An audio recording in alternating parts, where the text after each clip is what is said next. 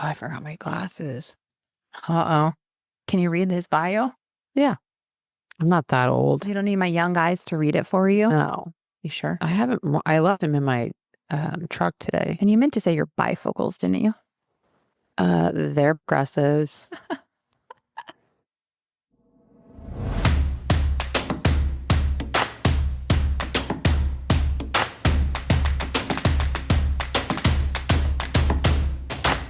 Welcome to episode 56 of the Now podcast, Making Moves in Real Estate. Hey, everyone, it's Michelle, aka The General, here along with my co-host, Courtney Twist. And today's guest is a true embodiment of resilience and entrepreneurship, Rocco Ayvazov. Hopefully I said that correctly. The founder and president of Monaco Builders came to the U.S. from communist Bulgaria, overcoming language barriers and skeptics to build a thriving career. So starting in construction, Rocco took a leap into the state, flipping his first home in Pennsylvania, turning a $38,000 investment into $253,000 success. Woo! But his entrepreneurial drive started even earlier. At just 11, he turned a foosball table into a profitable business. Now, a devoted husband and father, Rocco's success is built on calculated risks, strong leadership, and perseverance. His journey is proof that the American dream is real for those willing to chase it. So welcome, Rocco. Yeah, welcome. Thank you. I mean, you say it very well, so I couldn't say it better myself. Did I do okay? You did it great. So thank you guys for having me. Oh, yeah, we're thrilled. I know Michelle always kills it with the intros. Not always. But notice I didn't say your first name. You're fine. That's okay. Yeah. I just went straight to Rocco. So anyhow, you're joining us from Pennsylvania, correct? Bethlehem, Pennsylvania, yes. And I did not include the incredible part of your journey on like when you came here in 2006. What were you doing exactly? So, I mean, as you guys can, pick up quick, English is my second language. So came from Bulgaria, 2006. I was 21 years old. And my first job in America, actually, I was sewing American flags. I was sitting in the sewing machine and was sewing American flags. So, unfortunately, China was doing for less money, so they took the business over. And the guy that I was working for, Jack, he was forced to shut the doors. But that's where my journey started. And I understand you later went on to just that building. Yeah, fast forward, it was 10 years later, I went back and I was able to purchase the building from the bank. He lost the business. And now we converted it to 12 apartments. And, above the door, we have the American flag. And we bring the original name, Mayor Fashion, and that's what called Mayor Fashion Apartments. It came out real nice. It's real nice property. But the biggest thing is, how many people can say they did that? Right.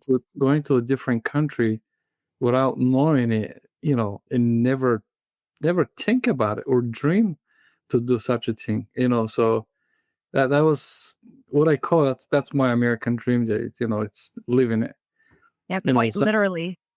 Yeah, some people say the American dream doesn't exist, so you're probably lazy. Right? I love that. Not probably, like 100%.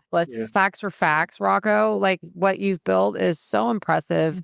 Obviously, a large part of our listeners are real estate agents. Share with our listeners, like, what did you do and how to do it? I mean, come on, let's be real. Look at your portfolio. It's crazy. So, yeah. I mean, when I first came to the country, obviously I was working low-paying jobs where I can find. I was making $5-6 an hour, so I was working 106, 108 hours a week for over a year, and then I was able to to get into construction, I was working for a guy that he teach me in the trade, working doing framing. And my first flip, the one you mentioned, was in 2013. So that's kind of where my real estate journey started. I went to one of those seminars. I believe at the time was Fortune Brothers or Fortune Builders. I think they were from LA, from California side. And they were gonna teach you everything and show you the ropes and all that stuff, and it will charge you $35,000. I couldn't pay that, So, and then I find a flip, and when I purchase it for exactly $35,000, that's what cost me. So I say, if I learn it, I'm going in. At least I'll learn something out of it, and that's how I started. So we make some money on that property. In the next 3 flips, I lost money. And I was more lack of knowledge, experience, and didn't know how to source deals and all that kind of stuff. So we start from single families. In one point, I was the biggest buyer at Action.com. They're not that big anymore, so there was a point that I was buying 1 or 2 properties a day. Sometimes it was buying a bulk, like 50 properties at a time.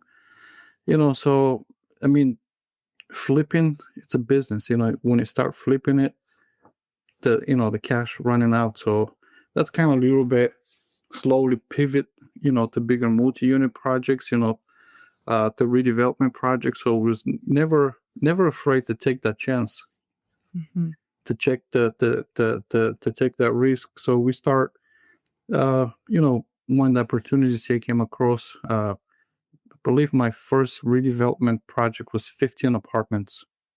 It was an old rooming housing.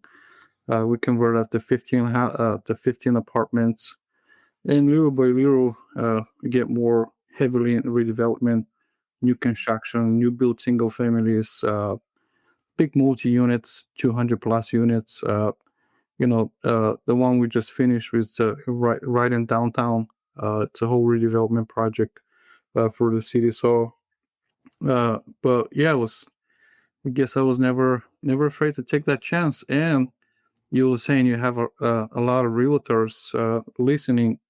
I went and took all the classes for a realtor, but I never get my license. Because to be a realtor and what the things that I'm doing, I knew I'm going to get in trouble too fast. So that's why I never took my license. You're the second person to say that in 2 days that I've had a conversation with that does all the investing side.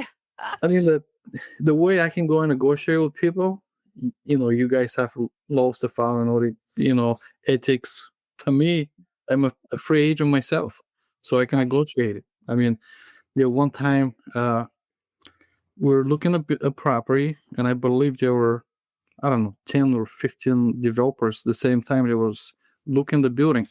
So I was the first one, ran up, saw the property, and went down. The owner was there. We shake hands, and everybody was pissed. If I'm an agent, I'll get in trouble. Yeah. Well, it's definitely, it's working for you. I mean, yes. So you talk about your first flip in 2013, and I was in that market then, and an agent, and I know that the inventory was quite different back then as to what it is now. So I would imagine, especially with you sticking to Bethlehem, Pennsylvania, so one market, has it been challenging finding properties? I imagine to flip, but I don't know if it's easier now that you get into more of the redevelopment. Is that what brought you into new housing or looking at different ways of investing? It is, and it isn't. I mean, over the years, we did over $1 billion in real estate. We did over 1,000 transactions, and that's all in that smaller market. But choose to stay in this market. I was able to learn so much more about different opportunities in the real estate. Because you were saying redevelopment, new construction. I feel like if I move back in the day somewhere else, I'll probably stick to the single families and all that stuff. But choose to stay here, I was able to, to push myself and understand more and to learn zoning and to be able to navigate through zoning process and to administrations, and because some of those bigger projects you dealing with the governments, you want it or not, they are there, so you have to navigate with them too. So Do you hold on to most of your assets? I know obviously you're involved with syndicates because that's how you and Michelle connected. yes, we do. uh, I like to hold everything to the time somebody show up with a check. So everything has a price. We we hold some. I sold quite a few, but we switch most of the units from older product to brand new construction. So when you have a brand new construction, then your maintenance cost is down. Mm-hmm. And a lot of the buildings that I have, let's say we pick one building, we painted the same colors, the unit, we're using the same product. So what I call them a dummy proof. When I say my maintenance guy, there's not much to screw up. So they have the materials, they can pick it up and go. Otherwise, if you let them think in, before you know, they go to Home Depot or Lowe's, wherever they're going to, on the way they're gonna find out Pawawa, 2-3 hours. It's a waste of you just waste money. Plug and play. So to switch that, went from all the projects to new construction. Makes sense. So Rocco, he actually hasn't met me. Oh, I attended the DLP event in St. Augustine. That's how I heard of your story. And my husband and I subsequently became investors in DL Capital. So talk to us. You said someone showed up with the money. Yeah, so I mean, because we're in a smaller market, it's small. It's about 300,000 people, and when in a market like that, when you break it down to developments, kind of everybody knows everybody.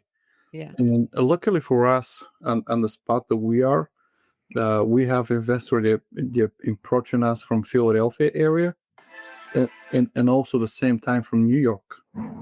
So that's kind of where we're in a good spot here, and the agents they know which developer it's doing. It's for savvy agent, they can always find a way to get hold of you. mm-hmm. Is that So, is that how Don found you? no, it's actually the way I found Don. I found it through one of his back in the days. He has a real estate company and a real estate agency, and the agent that I was using myself selling one of my flips, he was so lazy I have to go do open house myself. Oh. So Don, one of his agent at the time, she walked through the property, saw the property. She was impressed of the finishes, and that's how the whole chat started. And she was telling about DOP, and I was able to learn about DOP. But at first, almost 2 years, I was borrowing money from Don. We never met. This one in the years that he was still small, but he was, keeping track of my transaction. So he was doing flip himself. So in sense we were, competing against each other to find those properties.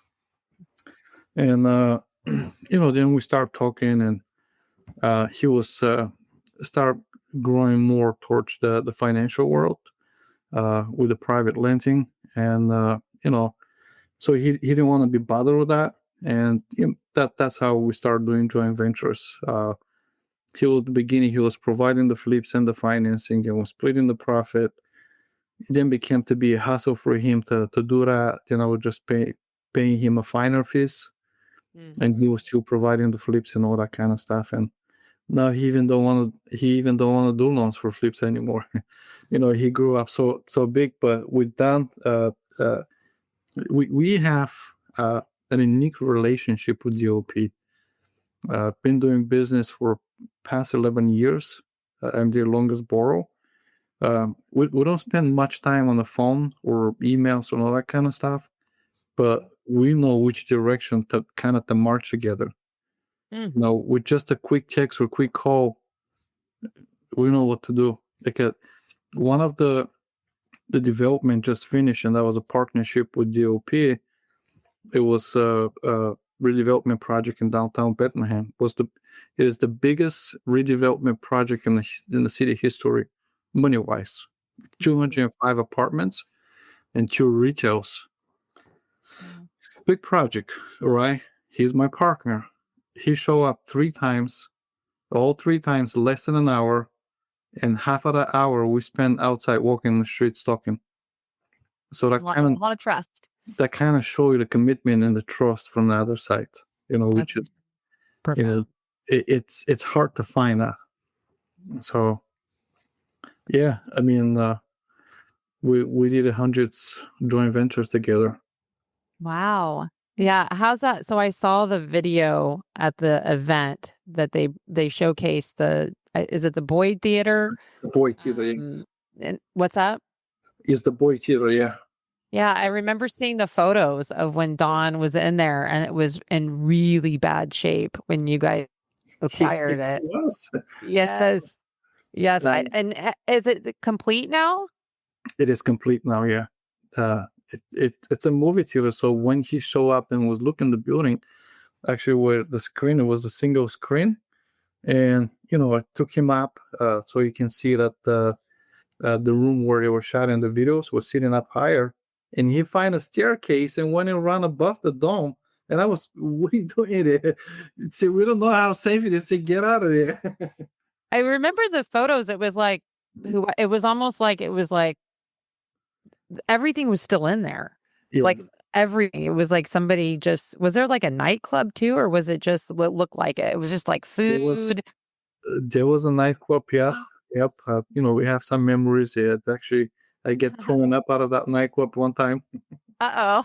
Oh, yeah, that's right. That's right. I forgot about that. That was like Don used to go there, right? Yep. Yes, I forgot about that. Fun. Yeah.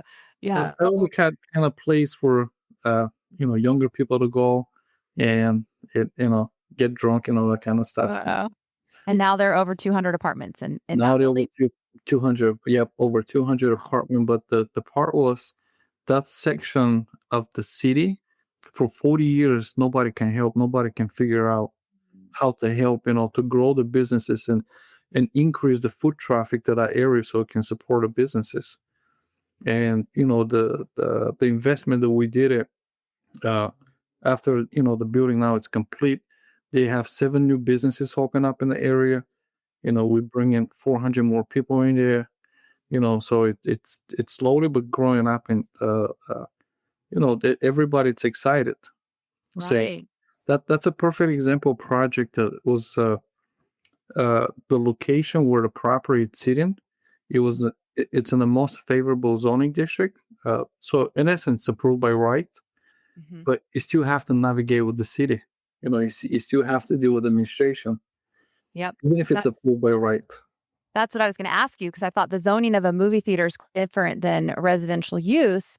So it sounds like Bethlehem is pretty open to working with you on those kind of projects, which I imagine, or what I've heard, is pretty cumbersome in other communities where we have some downtowns and stuff that are not thriving and really could use a facelift and more housing like what you've done. Somehow you've navigated all the bureaucracy of that, which is impressive. Well, you have to. And also, the municipality, the cities, they're looking for those investments as well. End of the day, you bring in more people, you put in more foot traffic, supporting the businesses, and bottom line is you increasing the city taxes as well.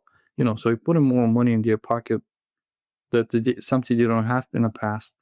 But you need to be able not only understand the zoning, but also understand the city or where you're going to invest as a whole. What has done in the past, what has been approved in the past, who is the attorney getting through all that projects, understand who is sitting in the city council, or if you're on the little cities, they have different type of boards. You have to be able to understand that before you go and do it, because in general, anywhere you go, people, unfortunately, there's a stigma to developers. When you go somewhere and people think, oh my gosh, this developer, he's coming and destroying our town, which is, that still exists. There were some bad developers back in the days, wasn't too thoughtful. But it's a sales pitch. You going and selling yourself or your product to that township, to that zoning board. Right. So, if you go in there, feel an entitlement that they have to give it at, well, it don't work that way. Right.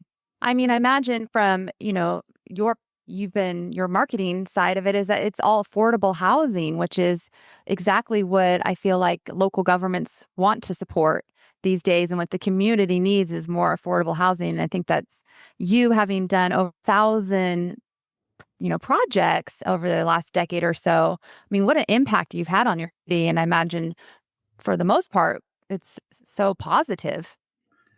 It is, and it's not quite where I want to be. Unfortunate of the cost of goods went up after the COVID and all that stuff.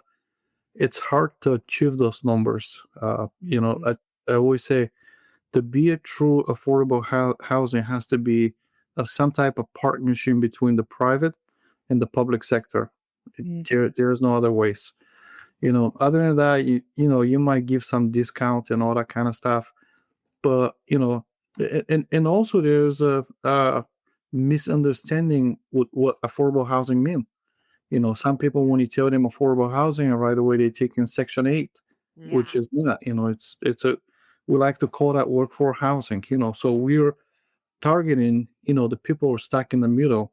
In one part of nurses, people who are not making a lot of money, but also they're not qualified for subsidies. So those are the families that that we're targeting.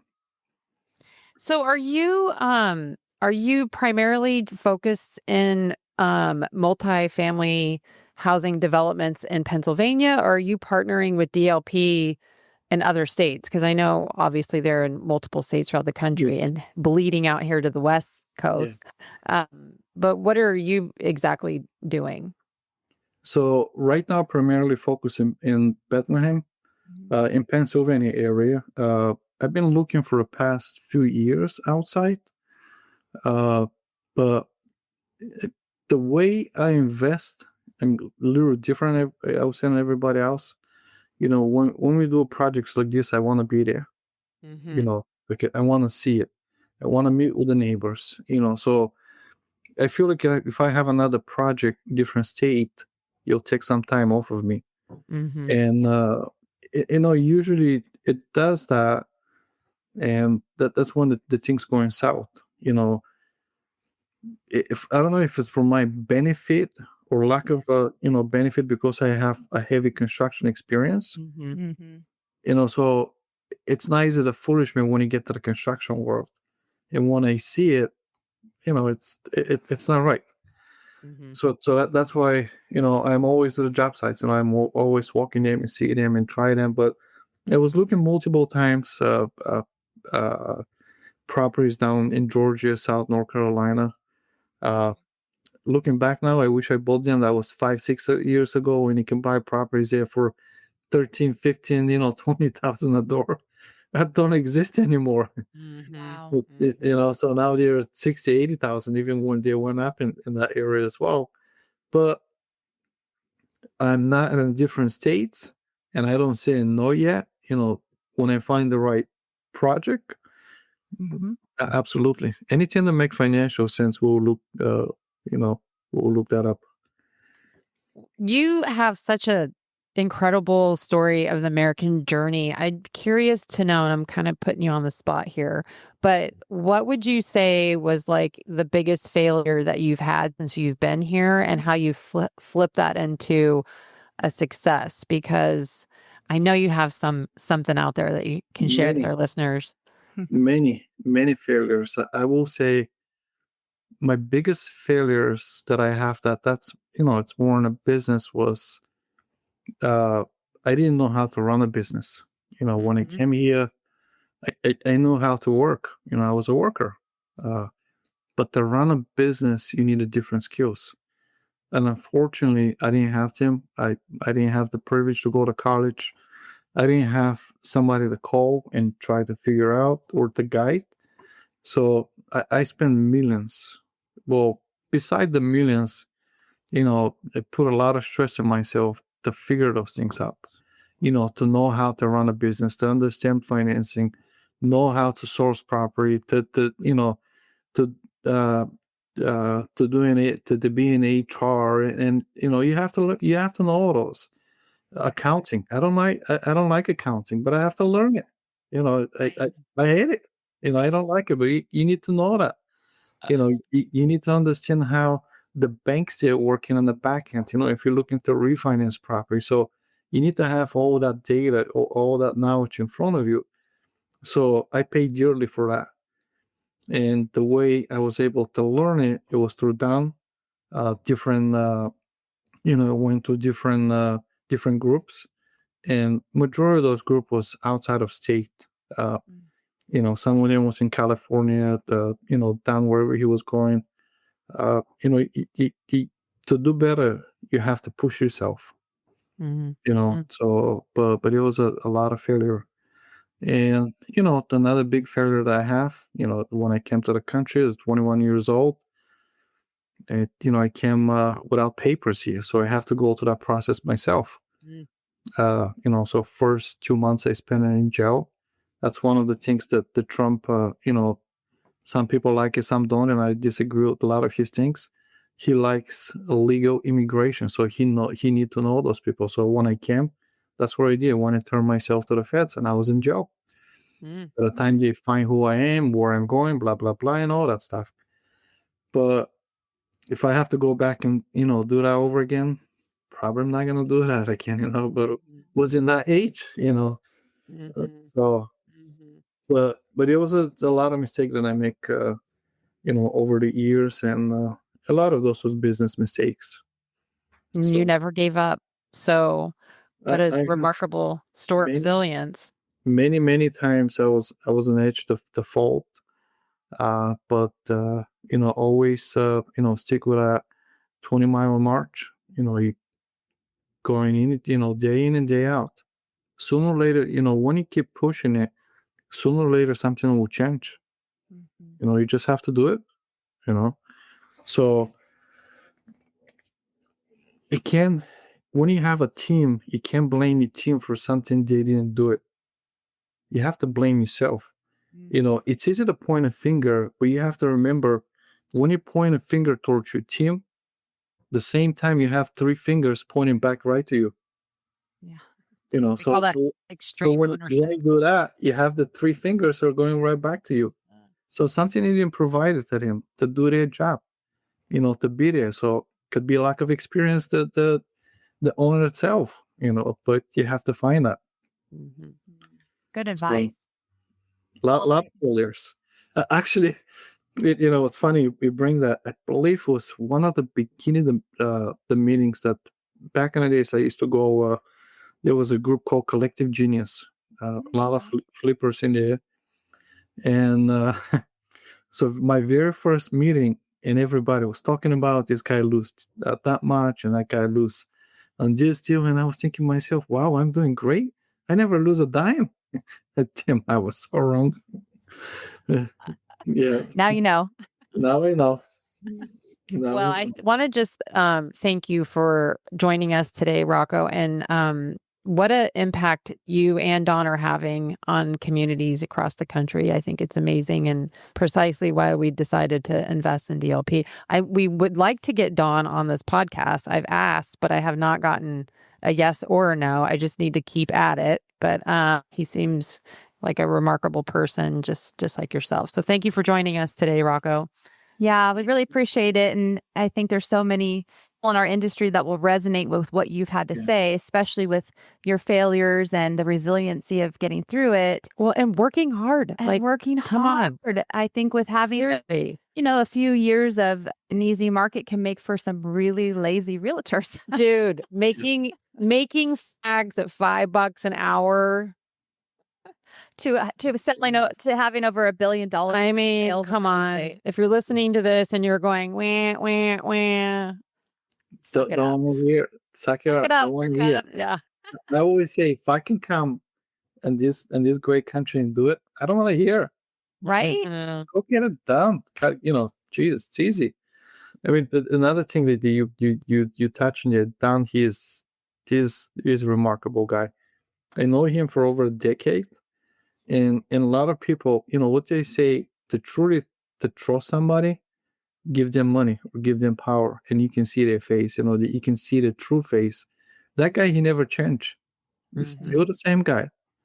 As I met with him when he was, I think at the time he was small, probably less than $100 million in his portfolio, something like that. But yeah, he's a phenomenal guy. And just for record, you guys are my very, very first podcast. Oh, Rocco, and you killed it. You did great. I denied so many in the past. I would just never that guy to go in front of the camera. If it wasn't that big project that we have done, I didn't have a website in the past. Wow. Yeah. Just didn't need one. Was one of those guys, go do your business and just lay low. Well, Put your head down and now you're going to blow up on social media. So I'm ready. I don't think so. Welcome to our world. Well, I look forward to meeting you in the future at another DLP event. I really admire you and appreciate to hear your story. And again, thank you for joining us, Rocco. Yeah, thank you so much, Rocco. And for those listening, Rocco, where can people find you? Since I know you just said you're hard to find. If they wanted to reach out, what's the best way to go about it? They can go to our website, monacacybuilders.com, or they can send me an email direct to rocco@monacacyrealestate.com. So very easy guy to find, or they can type my name in Google and be a phone number and everything there. So easy to find it. So if anybody have any questions or anything, I'm here. We're always here to help.